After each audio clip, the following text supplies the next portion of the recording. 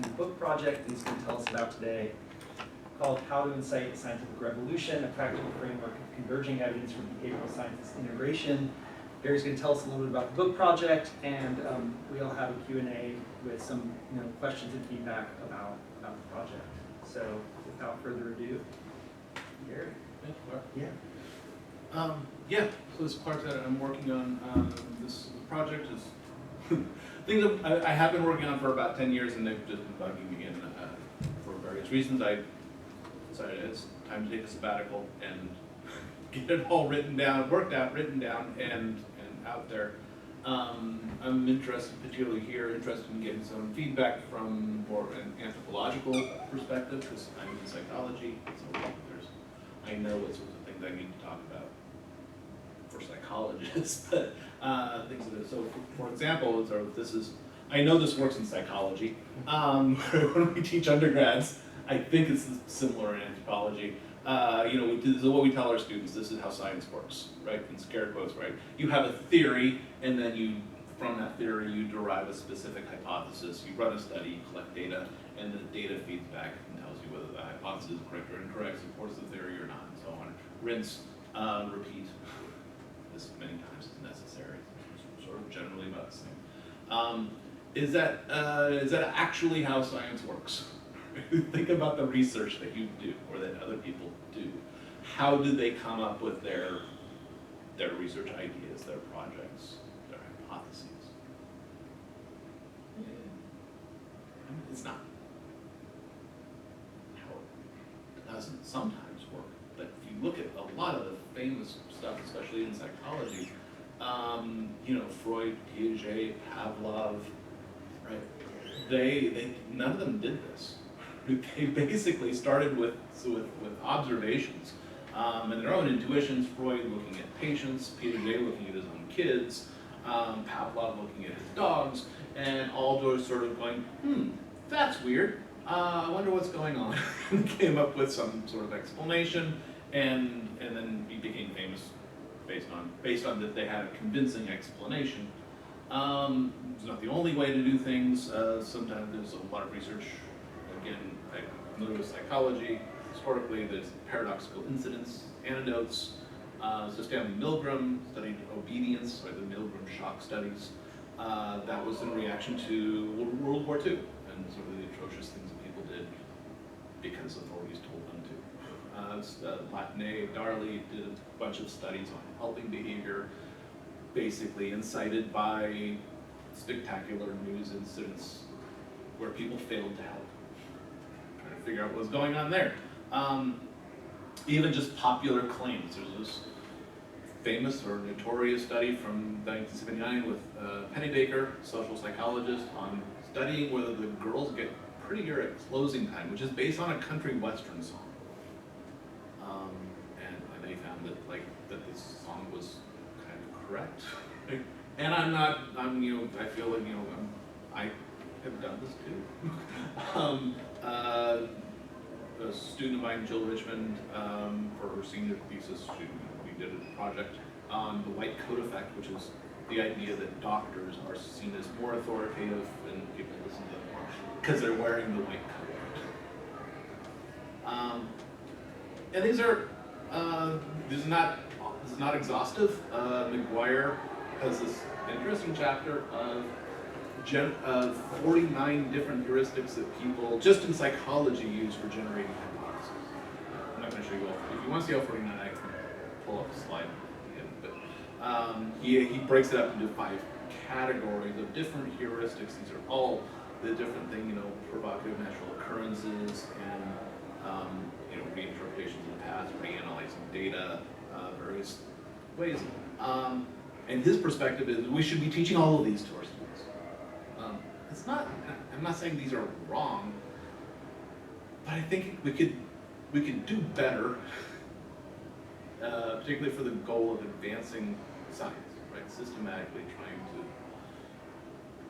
to develop new knowledge that is correct, rather than just random tidbits. So that sort of means kind of starting from scratch. There's a lot. that we can immediately grab. But the first thing I'm going to grab is that I'm going to assume what's called realism, or scientific realism, if you like, that there is a real world.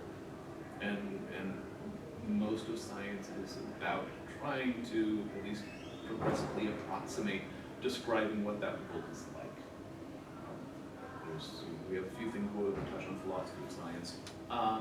But this is very common, especially in actual empirical researchers. Kind of have to take this as a first step. Yeah. One of the implications of that, and this is, by the way, a whole bunch of people have this idea, it goes back at least 100 years, the idea that we should have different lines of evidence that all point basically towards whatever the true state of the world is. And so there are multiple independent converging lines of evidence. My advisor lead at one point told me that's what we're doing, that's what we need to do. She never gave me any of these citations. I don't know who she was referring to, but that is a very common thing people realize. This is what a lot of science is supposed to be doing. One of the nuances of this is that that implies that you want multiple lines in they should converge if you're studying something that's true and valid. But the larger the angle at which they're converging from, the more useful it'll tend to be. So think about like you have somebody doing research, it's the same researcher in the same lab studying the same population, and they can do multiple studies and they're multiple convergent lines of evidence technically, but they're all coming from like basically about the same angle. So it's more useful to have things coming from different directions. And everybody sort of knows this is nonsense, right? It's very conceptual. So one of the versions of this that I find very useful is this model that Schmidt and Pilcher came up with, where they actually let's start naming names. Like if we're going to have converging lines of evidence coming from different areas in the behavioral sciences, so notice I'm narrowing down into the behavioral sciences specifically here, then we're going to get, what we should get, is lines of evidence from theoretical things like evolutionary biology, evolutionary theory, cost-benefit analysis, game theory, simulations, and so on. Also cross-cultural evidence, hunter-gatherer evidence, there's two sorts of things that you might get from anthropology. Psychological evidence, psychology, cognitive, social development, and so on. Phylogenetic evidence, across species, medical evidence, things that affect people's mental health, mental capabilities, and so on. Physiological evidence, genetic evidence. Right. If you're studying a real thing, right, you should tend to find that the evidence that's relevant for that particular thing tends to converge towards whatever's true about it. And this is good. I'm gonna assume Dave Schmidt is my department head now, so I should probably be nice. I like it because it's more, it gives you some specific guidance about what exactly it means to have multiple converging lines of evidence, so it's concrete enough you can use it. It is it's evolutionary, and we can get into that. It's probably not going to be a controversial thing in this room, but in some rooms it can be. The position I'm taking for purposes, writing this book and so on is, even if you're not a big fan of this, that is, at least implicitly, still taking a position about the evolution of the human mind. Right? You are making it's like Rush, if you choose not to decide, you've still made a choice about what it is that's implied about the evolutionary history of humans. So we have to have something going to be a bit more accepting than ignoring it. But also, of course, biology, cross-cultural, psychological perspectives in here. I know sort of, and I already said it's focused specifically on the human behavioral sciences. If I'm going to have a problem with this model, it's that there's no levels of analysis. That is multiple levels of conceptual organization or framework. You might say, okay, So what? Why would you need that, right? We've got our converging lines of evidence. But this is something that has been repeatedly pointed out, comes up as you really have to describe things, setting aside converging lines of evidence for a moment, you need to think about them at multiple levels. David Marr, especially cognitive science, cognitive psychology, talks about, if you're understanding a system that's at all complicated, so a nervous system or a metabolic pathways or even a computer program, then you need to think of it at different levels. 20 years later, Steve Pinker says all the big thinkers do this. Think at multiple levels. That's the only way to really get a complete understanding of what you're looking at. Jump forward another 20 years, Dave Petrzewski and Annie Wirtz said that people messing this up, people confusing and collapsing across different levels of analysis is the greatest problem facing 21st century psychology, dwarfing the replication crisis. And in anthropology, some of this replication crisis is considered a pretty big deal. And they're saying people messing this up is worse. Now, I know Clark's familiar with Mars, but I was guessing anthropology might be a better bet that people are going to know Timbergen's more questions. Biology. So this is, Timbergen proposed to have a full understanding of an organism and its traits or behaviors. You need to answer all four of these questions, and then people subsequently sort of realize you can organize these questions into a sort of 2x2 table, where at one level you have the ultimate level questions of where did this thing come from, right, in terms of evolved adaptive function, where did it come from phylogenetically, and then you've got two questions that are more at the proximate level of how does this emerge within the individual over development, based on environmental circumstances. So you've got two levels there, and this has been used a lot because it's useful, right? You answer all four perspectives, you get a much more complete answer. Timbergen's original paper on this one cited 6,400 times. That's good. Very impressive. Still getting cited today, 60 years later. It is specifically for biological organisms.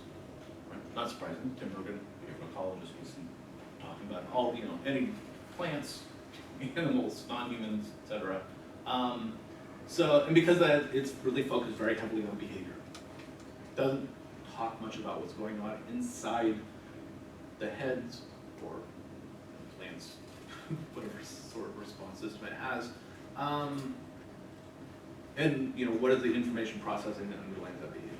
You start talking about that, like information processing systems, that gets you to this other model, Mars information processing framework, which has three levels. The top one, which I'm going to call the intentional level, sort of updating some of Mars terminology here, but the intentional level is kind of like Timbergen's ultimate level. What is the purpose of this system? What's the problem that it's supposed to solve? Why is it a problem? Why do we need a solution to this? And then the middle and the bottom one are more the proximate levels in Timbergen's terminology. The algorithmic level, which is really about how is the system, what information is coming into the system, and input, and what are the calculations, like the computer software, right? What processing is being done, and then what's coming out. And then finally, all of that has to be instantiated physically in something. Again, I'm changing the terminology, the original terminology of Marr, and call this the biological level. Originally, that was called the implementation or the hardware level, because Marr is really, he's talking about any information processing system, right? He's talking about the human mind, and yet he was studying vision, so he's really been studying the human mind. But he also said, like, this applies to a computer program or a cash register, right? Anything that takes in some sort of information, chug does something to it, and then puts something out. So you got 3 levels now instead of 2, and they're dealing with any type of information processing situation. This is, now Tinbergen been doing great, still getting cited. Mar's been cited over 28,000 times. Computer science, cognitive psychology, cognitive science, they talk about Mar a lot. Sometimes even like honoring him even in the breach of doing what he said. Everybody looks to Mar for guidance. And it does a good job. It can account for any type of information processing system. It helps to develop topics and theories, to look at them at those levels, and to evaluate things. It's not evolutionary, really, fundamentally, but Mar didn't bring in evolution that much.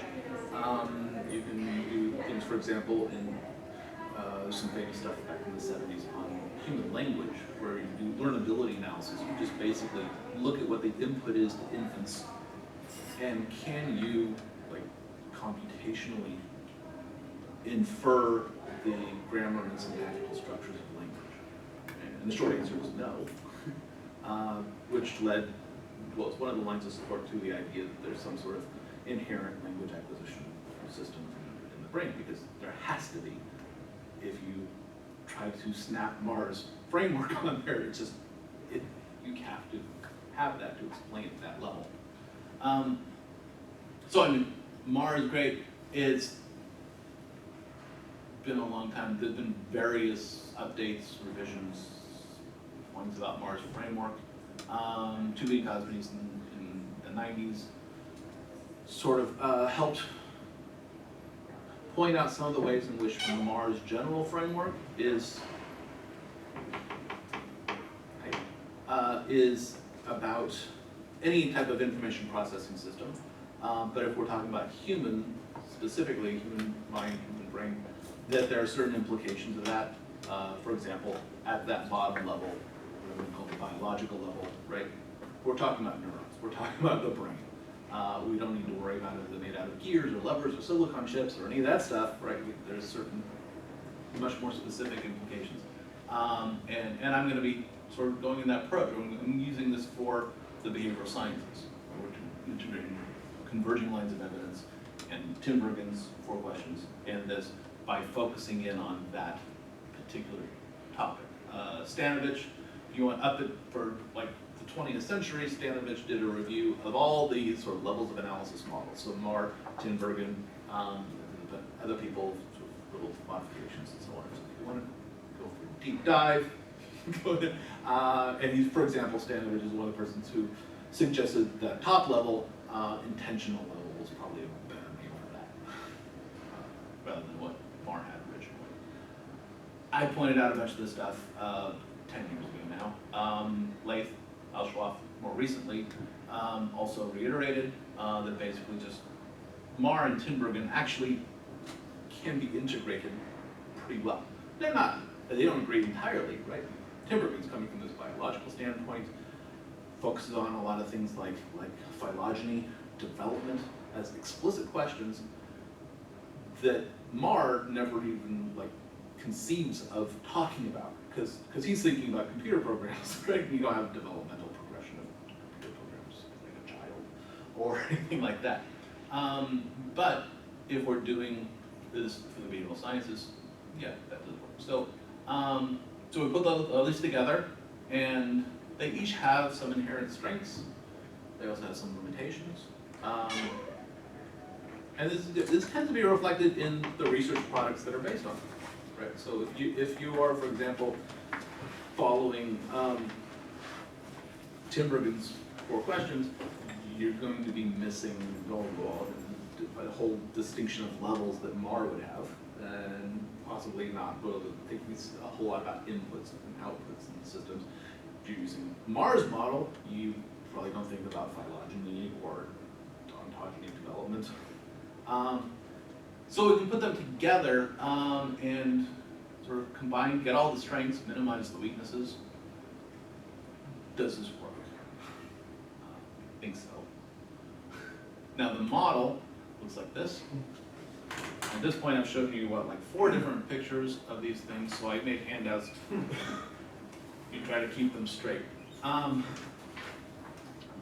What this has is, we're going to get up again.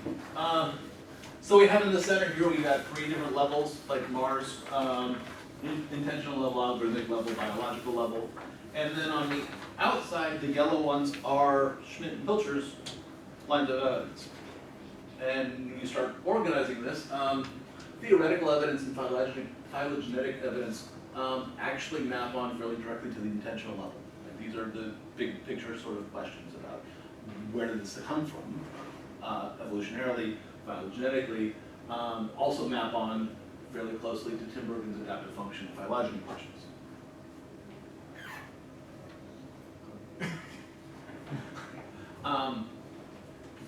At the biological level, physiological evidence and genetic evidence and Schmidt and Pilcher's framework fit there. And at the algorithmic level, we've got more lines of evidence, and some of that is just because what was in the Schmidt and Pilcher model. Also, I added developmental as a separate line of evidence, basically because Tim Bergen stresses this as a distinct question, whereas Schmidt and Pilcher's kind of had it buried in psychological evidence.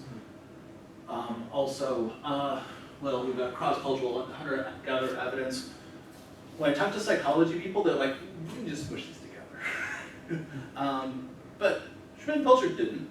And I think they have a good rationale. And the response to psychologists, by the way, they know that these are different.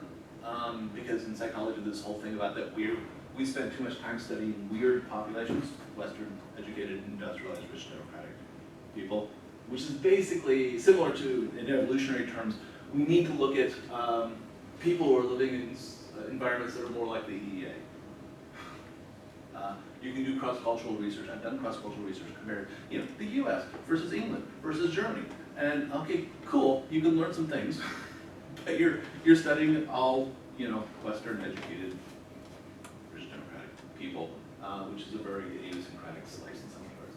So Tim Bergen, at the approximate level, is 2 questions about causal factors and ontogeny. Ontogeny is pretty much, we're talking about developmental evidence. The causal factors is a little more spread out, so I'm not trying to commit to any particular line of evidence here.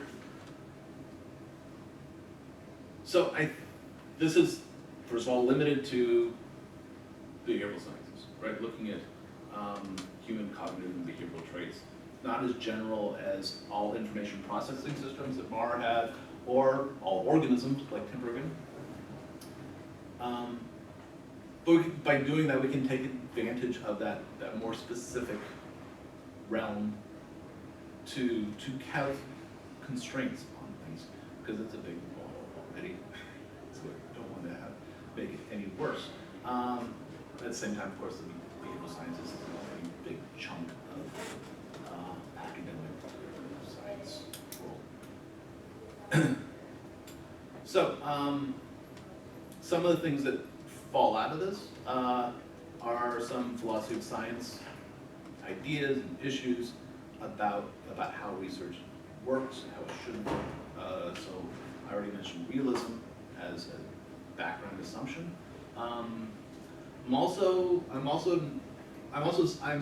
What I am saying is that I am saying that the behavioral sciences have to be consistent with each other. Right? People in anthropology should not be proposing things that are known to be wrong according to neuroanatomy, or people in psychology should not say things that don't make sense across the range of human cultures that anthropologists know about, and so on. I'm not saying that I'm going for a unity of science, which in philosophy of science means a different thing about being reductionistic about everything that boils down to physics, till the mathematicians know. And so I'm not going there. I'm just saying we need to have consistency. And there's possible inroads. I'm certainly not solving these things, but there's possible inroads here from this model about modularity, about will, sort of consciousness, free will, the phenomenology of me versus not me, right? That people often have this idea that there's the stuff that they do that is what they decided to do, deliberately, intentionally, I'm going to raise my left hand. And then there's the stuff that you do, which sort of pops out. Like, that's weird. I didn't mean to do that. And so this idea people have of that they have things that they consciously will, things they don't will or don't will as much. And like Moore and Timbergen and so on, we can use this to understand topics, explain them, evaluate them, even develop theories on a topic. So that covers a lot of things. Three major meta-theoretical frameworks. I can run through a quick example of language, and I've got a much longer example, but this is the spot where I just pause and say, what didn't work so far?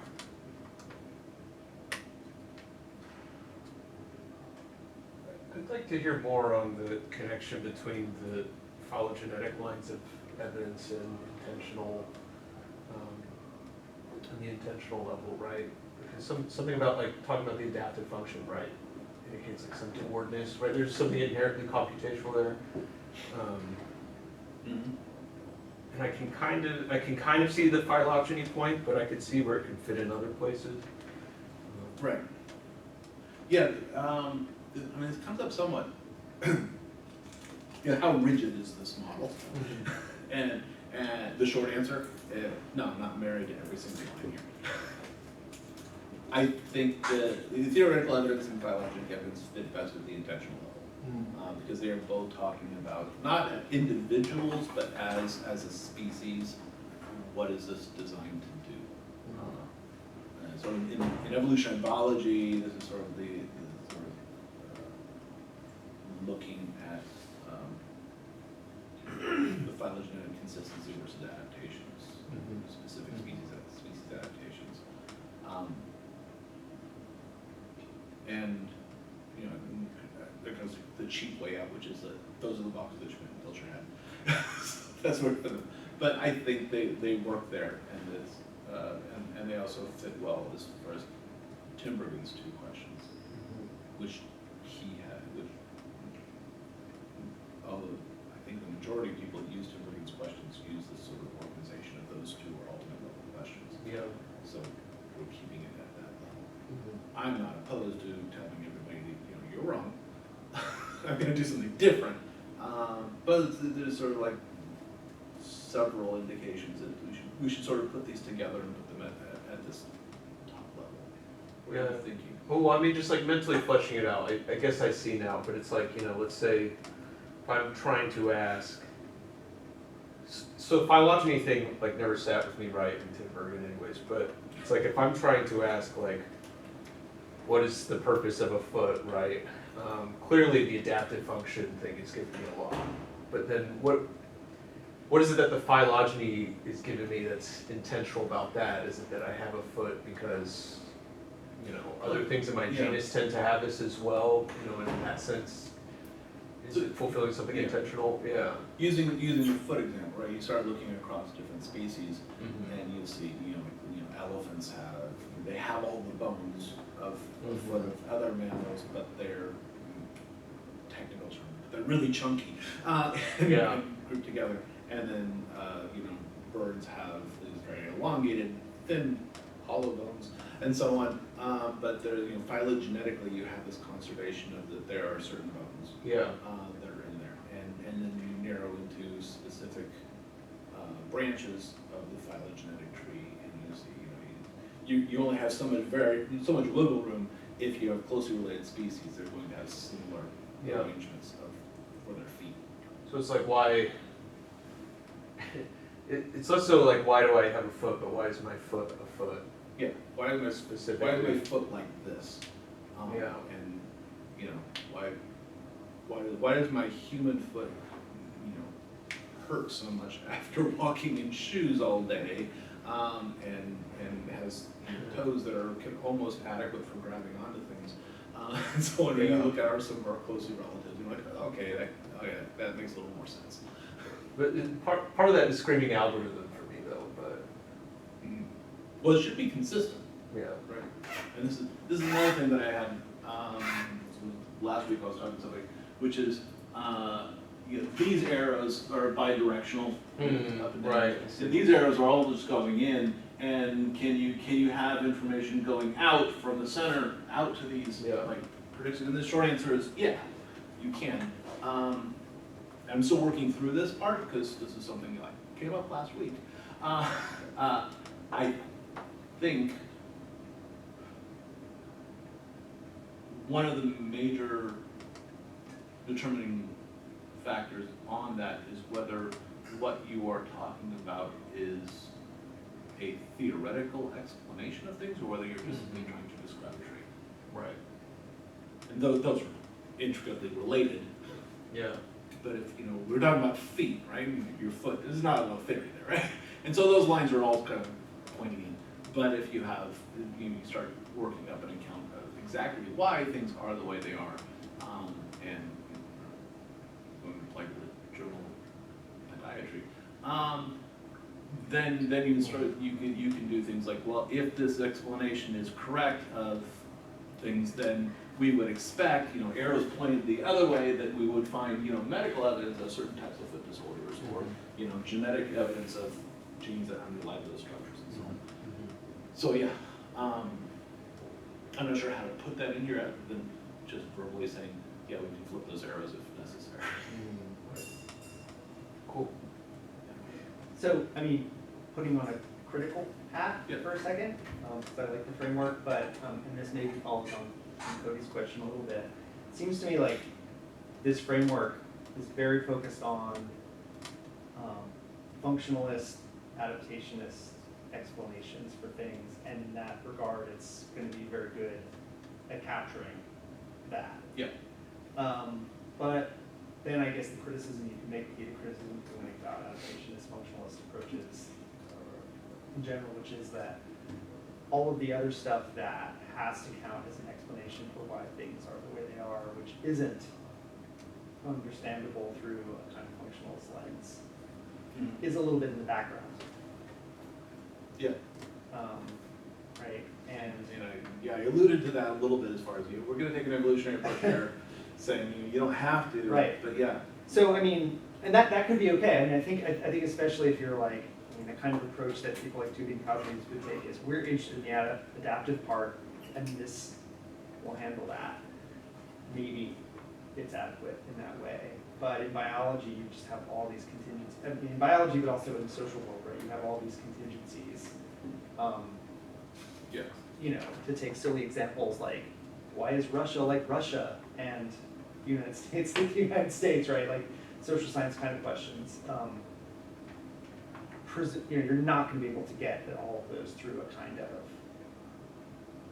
functionalist lens, because it's a lot of historical accidents. And it seems like in this kind of framework, so you've got like historical accidents, which will be in the phylogenetic part. You've got like developmental accidents, which will, I'm using that language because you put the intentional thing as the as the kind of target of the explanations in the Moore framework, right? Doesn't do a good job of explaining things that cannot be understood through a rationalist, functionalist lens of why they exist, right?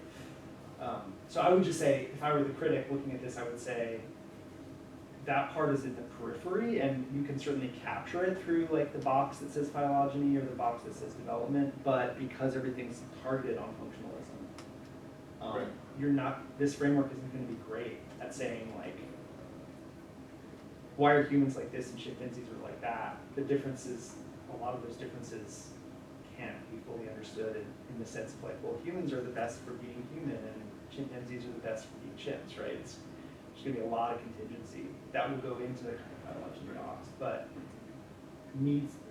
I think some evolutionary scientists would say, well, those parts aren't really, you're not explaining anything. But actually, I think there is a whole part of biology where you explain things through these contingencies that are not functional, or like historical things. So that would be if I were trying to find like the weaknesses in the framework, I would say that seems to be the part that isn't really well fleshed out. So, yeah. That would be my. Yeah, no, keep the critical Dan Fessler hat on for me. So my response would be Yeah, that that's in here. yeah, That's a good part of the reason why there's so many more lines of evidence at this middle level, yeah, right? Because these are, and I put some in the small text, right? The inputs and the outputs from Mars computational level. yeah, And so you have the things that you call historical actions, cultural actions, Right. events, are the the different inputs from different ecological circumstances and different temporal contingencies and so on. And so you can put these in this model. yeah, What you're not doing is you're not having an intention level, right? By saying this is just because of a historical accident, right?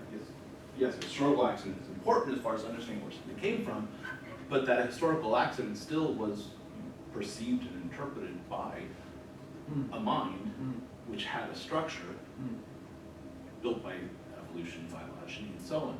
And you individually may not be focused on that, but it's still there, right? Ignoring a level doesn't make it not exist. yeah, And we could argue how much we need to pay attention to it, but yeah. we can't just make it go away. Fair. I don't know if that will fly, but that's what I'm gonna say. Yeah. And I'm also Dan Siegel, so maybe I can qualify for that. It's all right. I'm assuming you don't have to explain this crowd. No, it's qualified for my statement. I'm a little bit confused about, yeah, I know. No, everybody knows. I'm a little bit confused on exactly what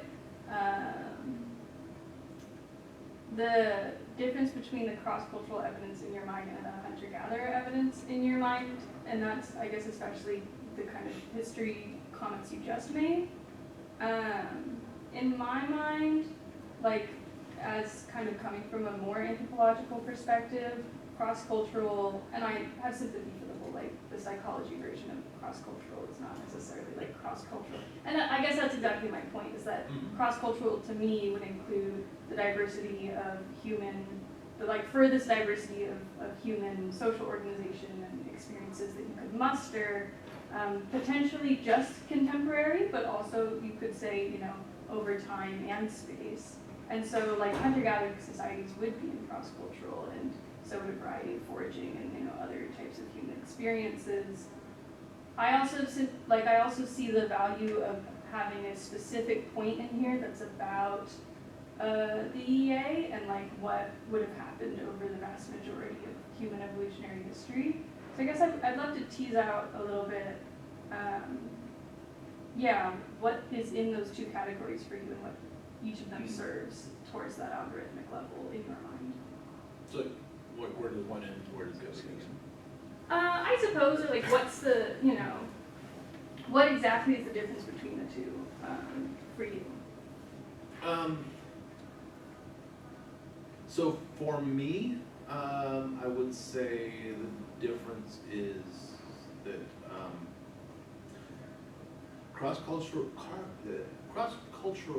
evidence is a broader term. This is referring to people in different circumstances, like geographical, historical circumstances, where you have very different inputs into the system, right, into their minds, resulting in different outputs.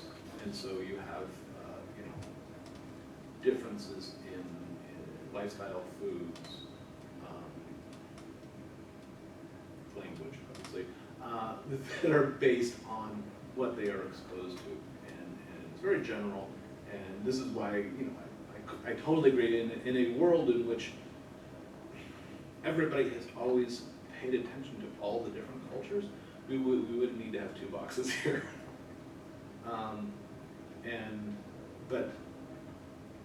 So people in the evolutionary approach have for a long time talked about that we need to look at places. And I'm a little worried like hunter-gatherer, but I mean people living in circumstances more similar to the EA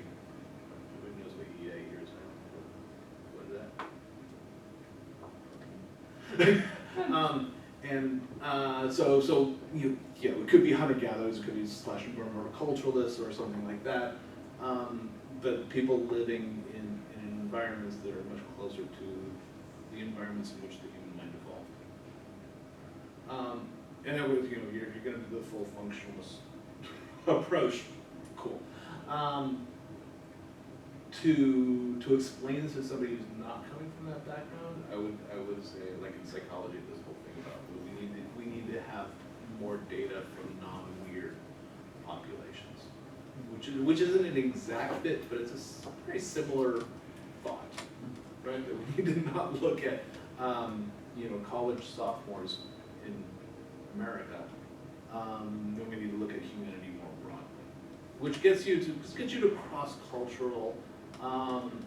But really, it starts pointing you towards hunter-gatherer evidence. Saying, well, okay, not just because being Western educated, industrialized, rich, democratic is us, Germany, the UK, Italy, Spain, Portugal, whatever, right? And you start trying to find places that are not those things. You can go to Asia, okay, but really you're starting to go in the direction of hunter-gatherer evidence. Is that still being coherent here?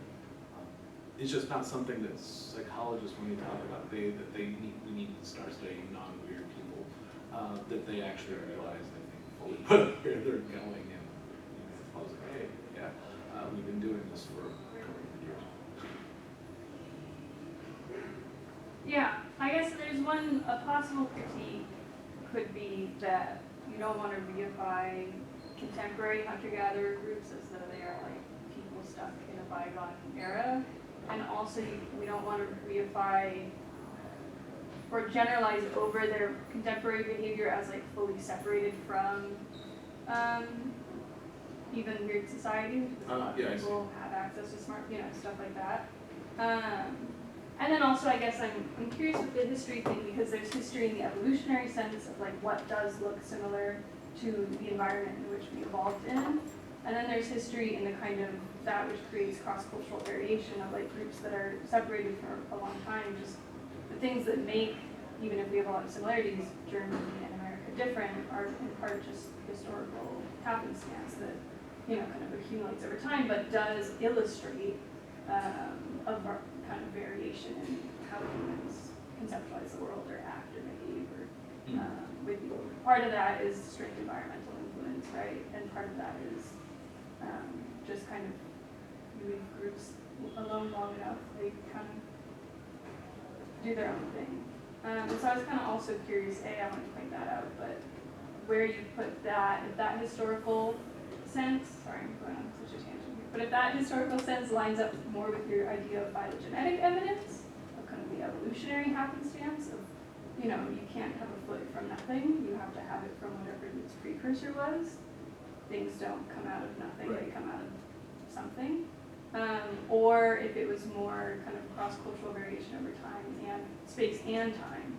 That was a long-winded set of ideas. Yeah, there's a few things in there to unpack. Yeah, that was my idea on that.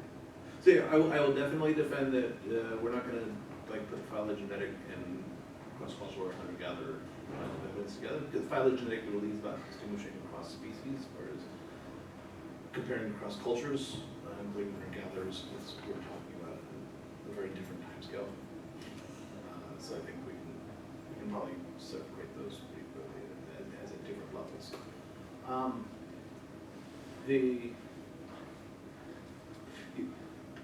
The temporal dimension. Probably something, to look, like clarify that.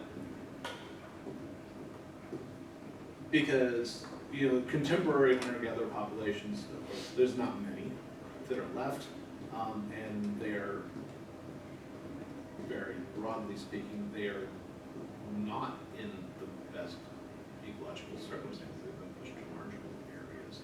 So they're not living the way that they have lived over most of history. So, yeah, they're crappy examples already. Use the non-scientific.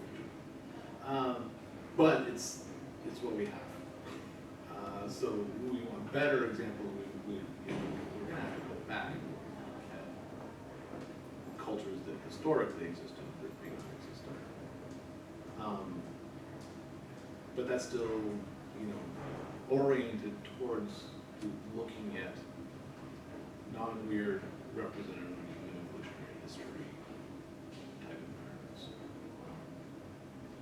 Now, you know, looking at contemporary cultures, it's like the temporal aspect, looking at contemporary cultures, and of course they're related, right? Western cultures all have some shared influence, as ancient Greek and Roman traditions and so on. Asian cultures have different set of influences, and so on.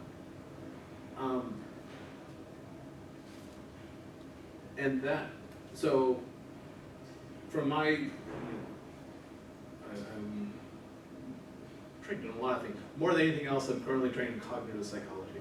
So I would talk about it in terms of that, you know, the mind has a set of cognitive programs, software, and information is fed into that software, and different environmental circumstances are going to have different inputs, and then of course over time that's going to change. It's going to change the behavior. There's no problem there, I don't think. It's just things shifting with time. Okay. You were talking about something like that. I'm not sure if I addressed it. Yeah, I think you kind of got at it, and I want to let you keep going.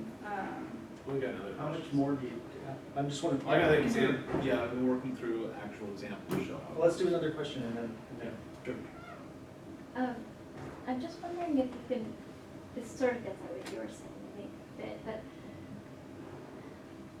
I'm thinking about the distinction between looking at questions that are sort of searching for or have a hypothesis about universality versus ones that have a hypothesis about variation, which I think are two very different sort of schools of thought in the way that people think about behavior and ask questions about behavior. And you know, even if you just take the like cross-cultural hunter-gatherer pieces that are up there, right? I think that there are distinctions even within the evolutionary social sciences about what the starting assumptions and predictions are about those things, and I'm wondering how this maps onto, like, do you see this as being equally fitting for both types of questions, or how would it differ if you were coming at this from a starting point of like, I'm looking for an explanation for an adaptive behavior that you are assuming is something that comes out of our psychology and you expect to be universal versus one that you're expecting to vary. Yeah.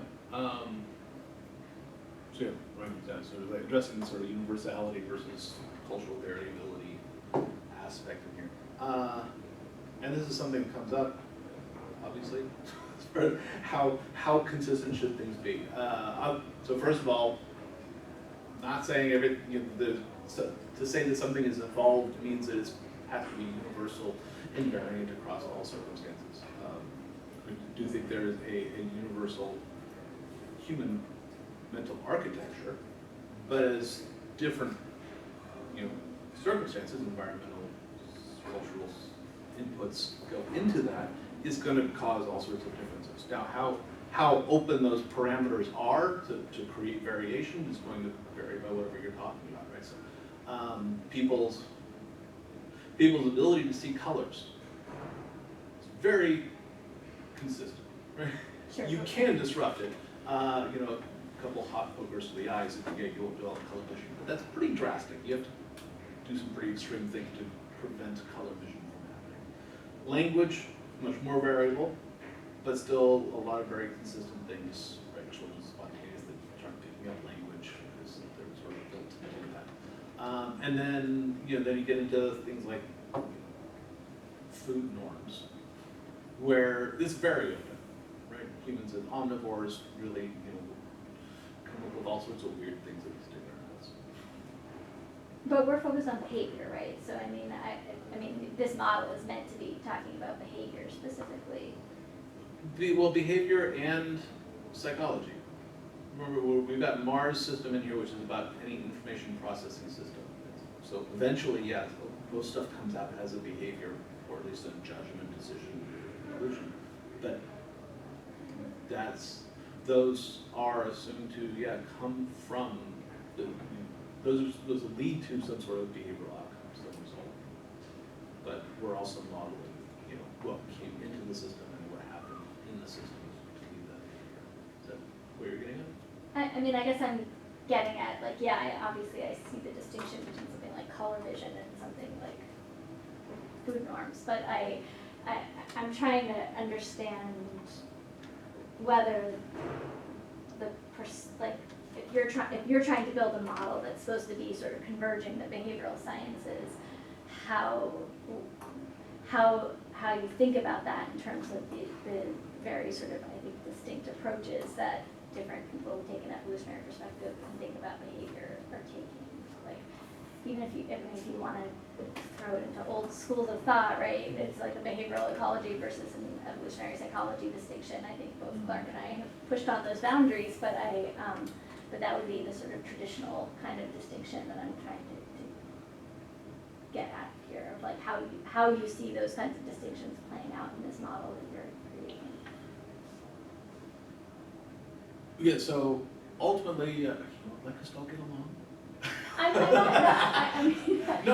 not saying I don't get along with you. I'm just saying that is a topic where there has been conflict in the past, and I think we've made some progress. So there's like Oliver Singh and some other people have started like saying there are certain environmental parameters that are going to be very important, like population density, sex ratio, pathogen prevalence, a couple other things, as kind of not the only environmental context, but some key ones as far as shaping general cultural differences. Was just trying to kind of get marrying together the human behavioral ecology, evolutionary psychology kind of differences. I mean, just like, maybe one thing that bridges across some of the comments that we've been making is like, it seems like one way to look, it's like what I was trying to say too, is that this framework is oriented towards a particular kind of answer, oriented towards a particular kind of explanation, so it's going to be very good at that. And it does seem, I agree, like for universals, universal aspects,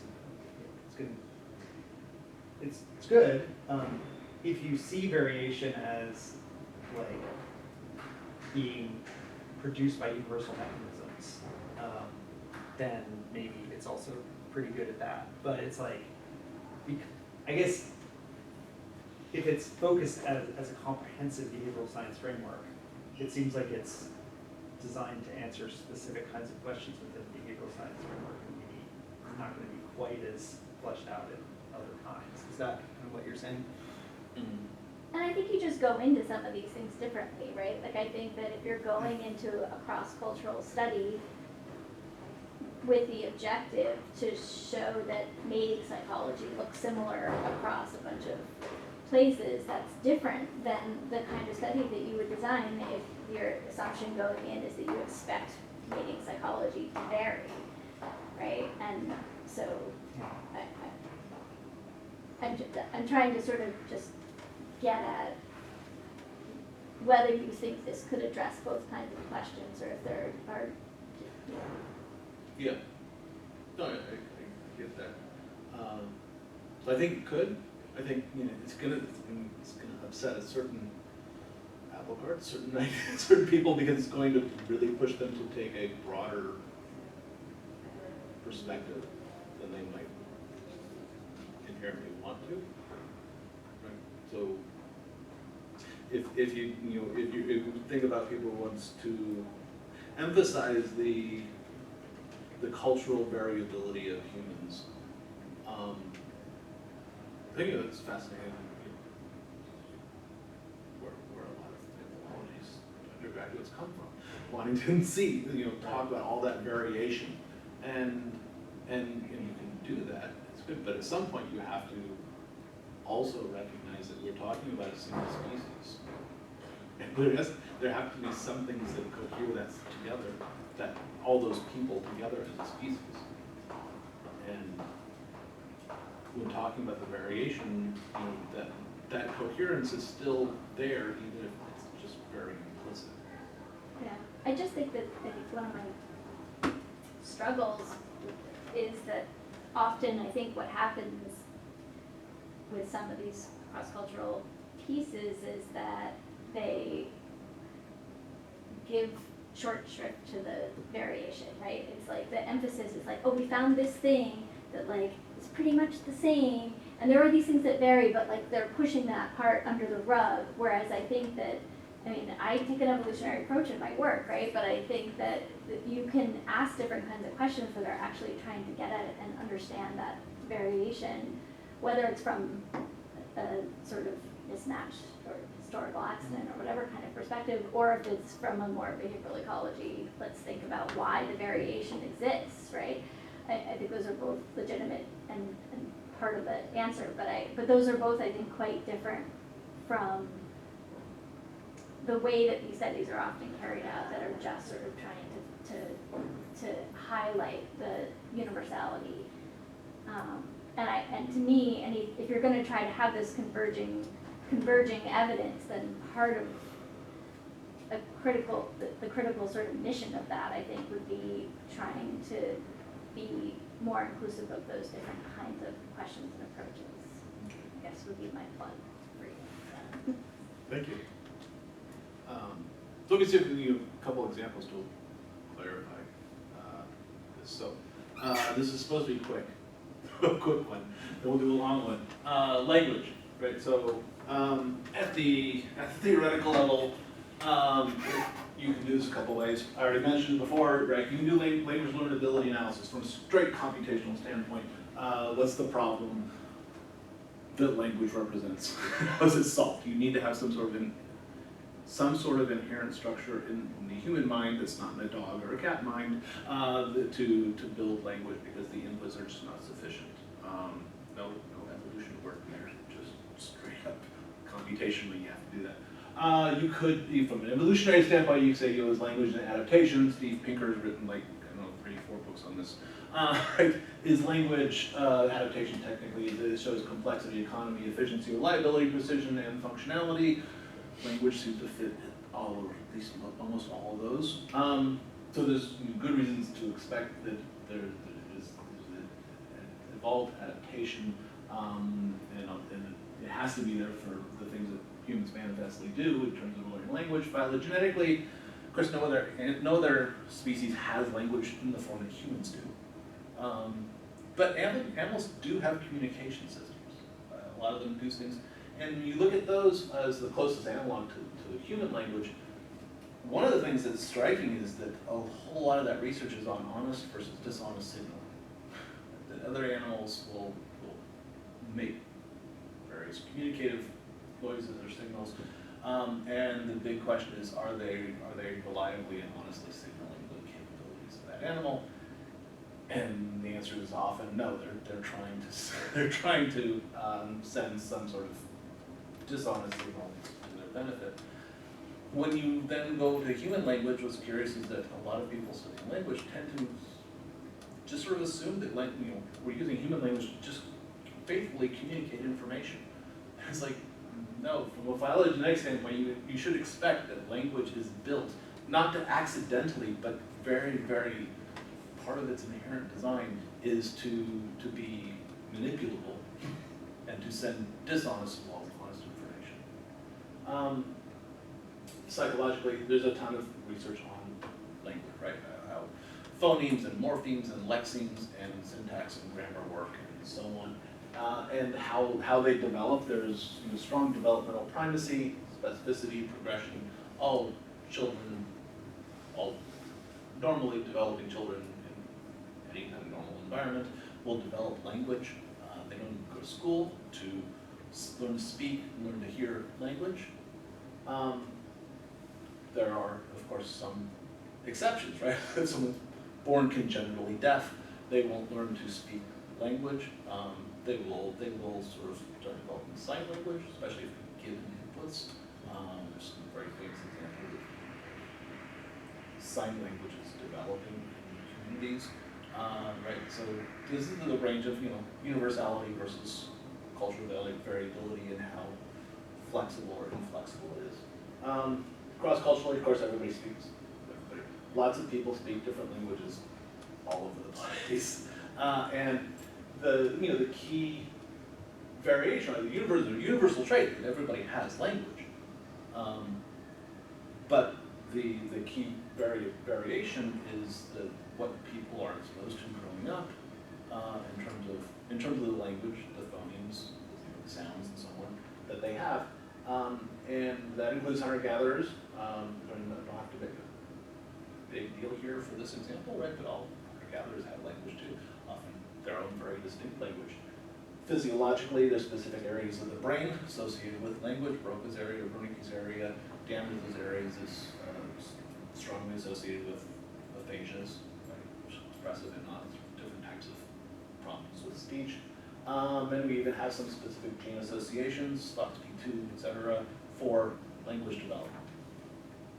So we can take a whole lot of stuff about language and organize it and show that it's giving us a pretty coherent picture. That's the fast one. Now for the more extensive example, I'm going to talk about quantitative reasoning, especially something called Bayesian inference, which is my bona fides. I've done a lot of work in this area. It's a little scary at first. It's a very broad topic. There's a lot of relevant research findings. There's a lot of theories. There's a lot of models. To start off with, Bayesian inference or Bayesian reasoning sounds scary. It's not that bad. Bayesian inference, I'll just say Bayesian reasoning, is when there's a certain likelihood of something happening, and then you get some new information and you update that likelihood. So let's say because of self-esteem issues, right? I want to ask Clark out to go on a date, but I think I only have a 20% shot of him saying yes. And so that's my initial evaluation, right? But then Dave tells me that he or Clark saying that he actually would like to go out. And also, what should I do to my 20% evaluation? Should it go up? Should it go down? Should go up. That's Bayesian reasoning. Right? You're taking an initial value, you learn some new piece of information, and you adjust things up and down. Right? Every time you decide to do or not do something, when you like cross a street based on how busy the traffic is or something. A lot of this research, formally we do things like study how people understand medical test results because they're exact numbers. We know exactly what the correct answer is. It's still Bayesian reasoning, and there's obvious implications for people understanding their test results correctly. Okay, so there's this. And this, by the way, you know what this little symbol thing is? Anybody? That's a sign on the Autobahn in Germany that there's no speed limit. So I'm going to go really, really fast. There's a lot to cover. If you want me to hit the brakes, let me know. Because part of what I end up doing here is I have to kind of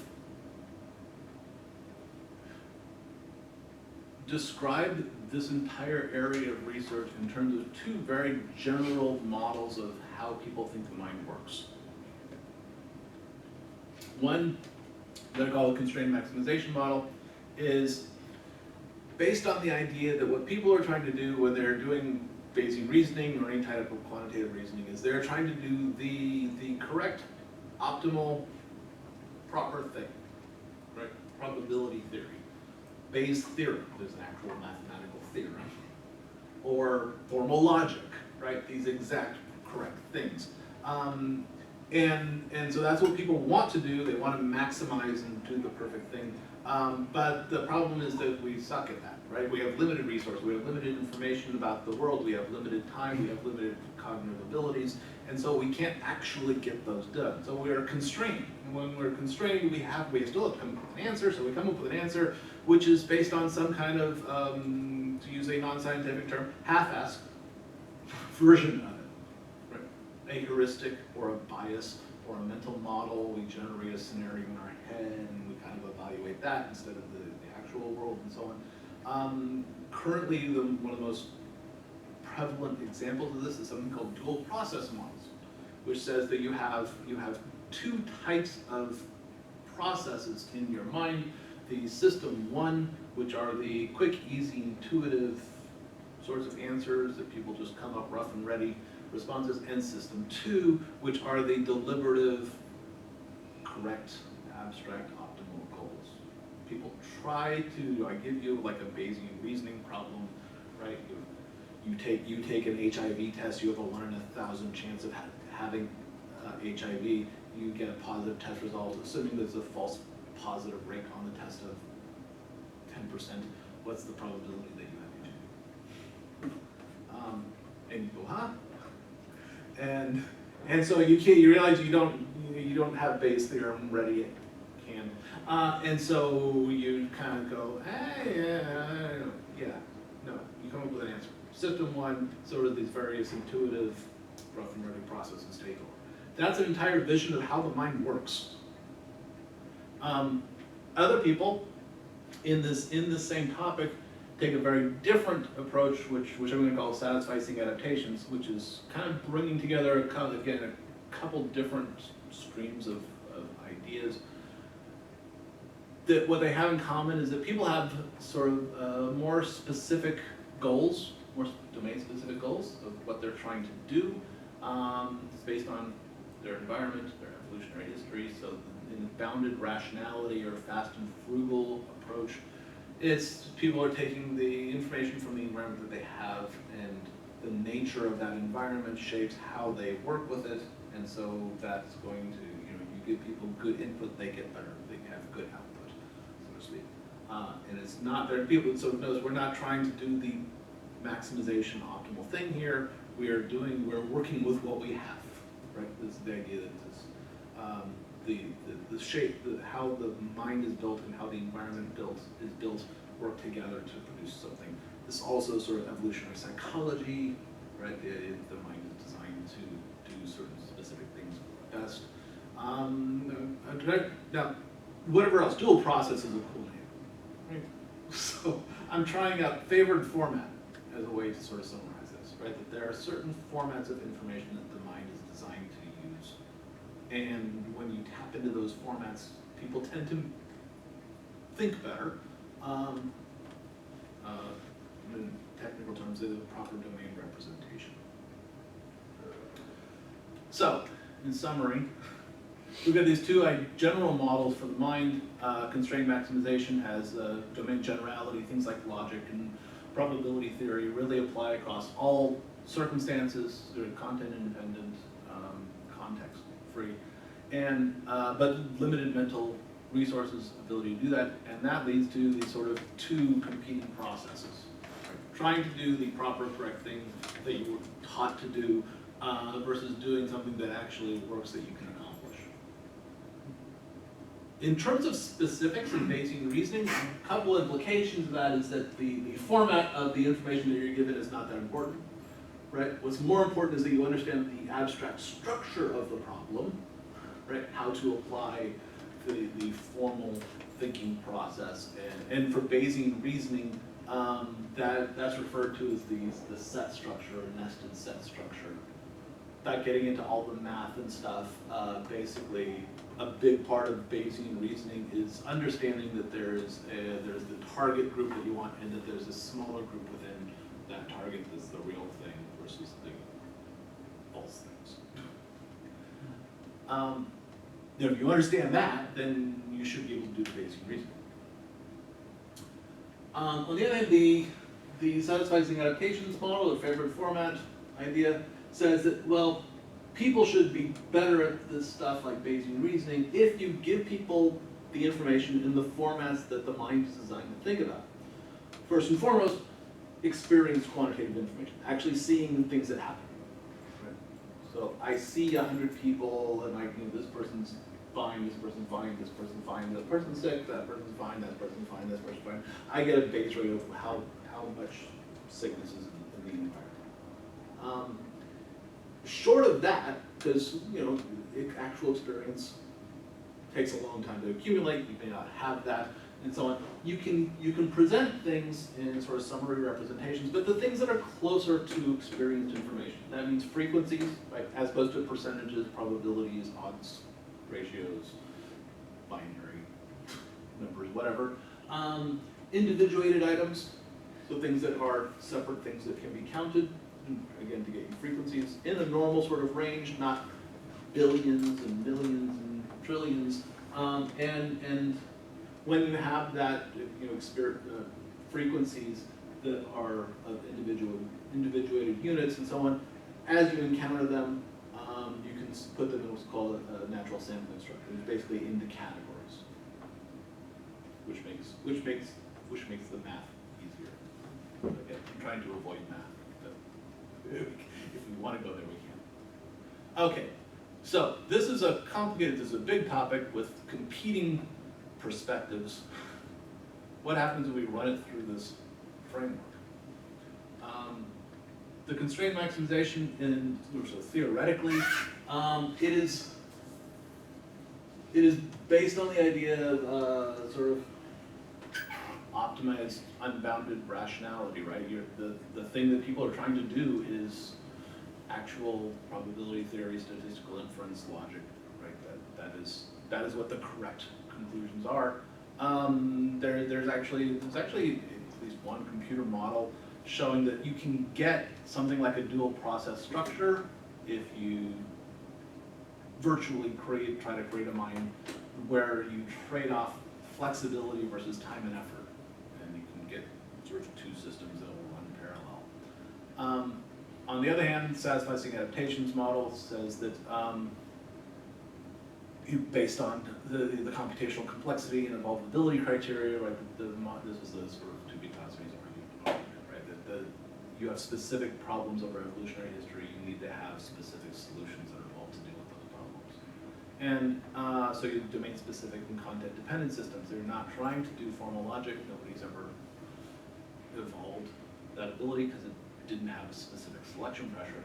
You should have systems with particular input format parameters. We have a dueling computer model here. One thing I want to ask Paul Spalding about is, what do you do when people come with models for everything? But here you trade off efficiency and performance. You tend to get modular structure.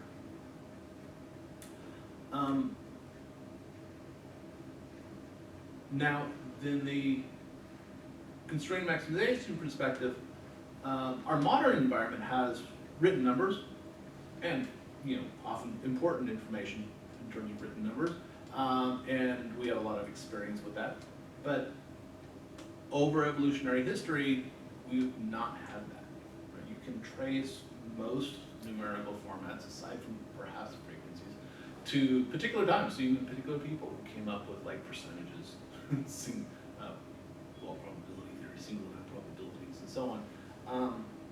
So to the extent you're thinking about the selection pressures over evolutionary history, there were no selection pressures for learning how to work with percentages and single event probabilities. So you wouldn't expect the mind to be designed to work with them. Now maybe they could, and certainly with enough explicit instruction, you can learn how to do that, just like you can learn to read and write, which is piggybacking off of our inherent language abilities. That doesn't mean that we're actually built to do that. And there are a lot of, non-evolutionarily speaking, there's just a lot of reason to expect that people should be using frequencies. Aside from anything else, frequencies preserve reference class information. So if I say 50% of the room, and 50% of the people in the room here, I don't know, like chocolate cake. If that doesn't tell me how many people are in the room, there could be just like me and one other person. the 50%, one of us likes shading. Or there could be 100 people and it's 50-50. Frequencies, you keep the information about how many, what's the total number we're talking about, percentages you lose that information. Same with single event probabilities and stuff like that. And so that tells you how reliable, how stable the information is. You add one person to a room with two people, it radically changes the percentages and probabilities. You can do this sort of natural sampling structure thing I mentioned, was categorizing and updating the structure. As more people come in, you just add them into the structure. It doesn't break the system. Frequencies are more flexible. You can convert frequencies into percentages and probabilities. You can't back convert because you've lost that quantity. So yeah, you don't need to take an evolutionary view here, right? They're just straight computational theoretical evidence here. Gary, I just want to Yeah, where are we at? point out, we only have till 1:30, so. Okay, let me, Just, 5 minutes. yeah, I just want to orient you Yeah. towards making sure we get We where you want to killed some time land. with questions already. Oh, I know, that's why I was suggesting that would be. Alright, so let me, real fast. Phylogenetically, there's a very big difference here. The dual process model literally says, we don't have any.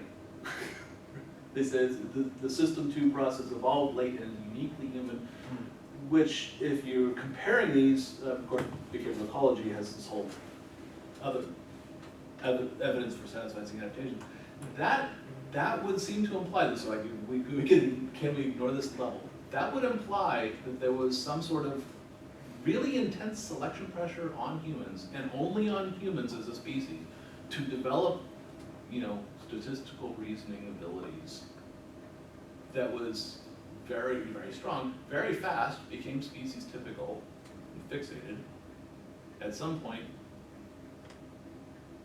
at the beginning of human history. That's a huge carry to ask. But then, what's the option? The other option? So you can ignore that, but probably problematic. Tons of psychological evidence. I'm not gonna cover it. Kids start with frequencies. They pick up frequencies really well. Where they start having trouble is when you start introducing other things like decimals and fractions. Cross-culturally, Don Brown did one of the seminal surveys of cultures and what was universal across cultures, and what he included in there was ability to count from basic 1, 2, 3, many sort of system, and then if they're exposed to more advanced systems, they pick them up very quickly. But notice it starts with frequencies. There is one potential exception, the Brase-How, which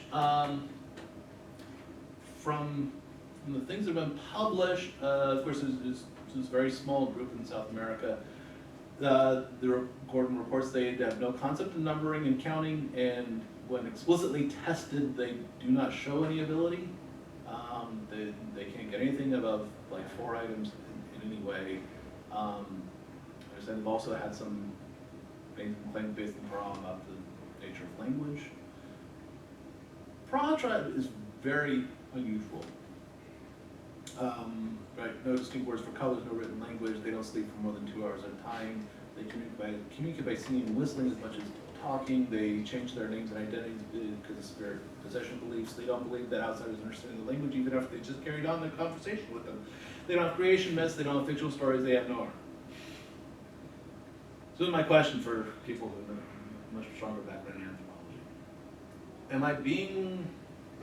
I being too dismissive to say there is at least a very viable hypothesis that the Brase are just not cooperative participants, and this is not a real problem?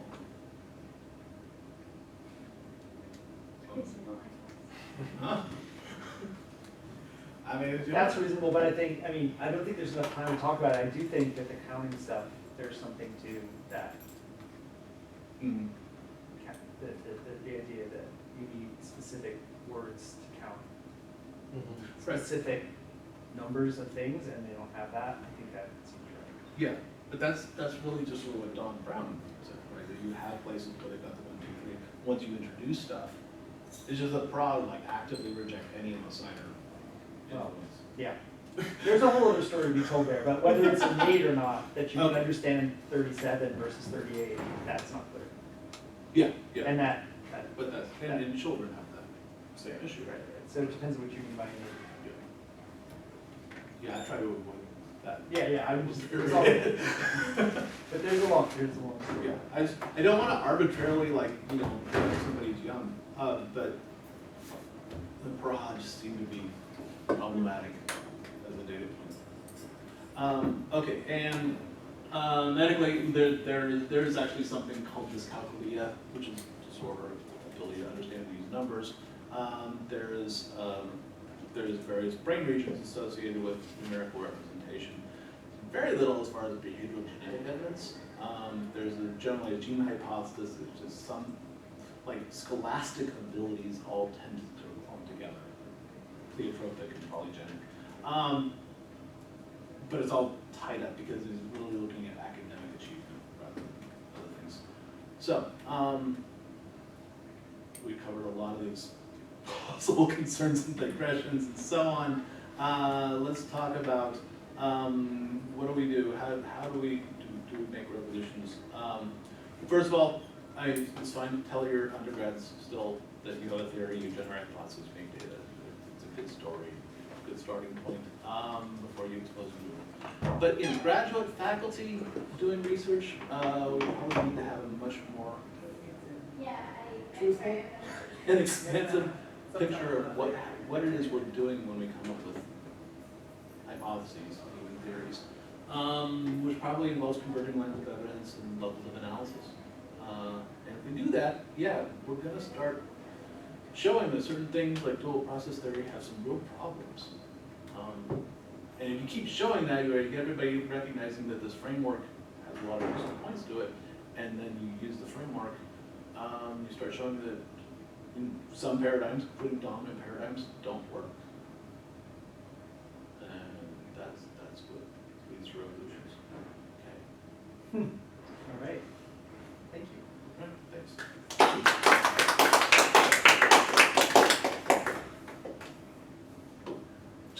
Where are the, we could take one question, but I would also note that like I'm gonna take Gary out and grab a bite in the lunch zone.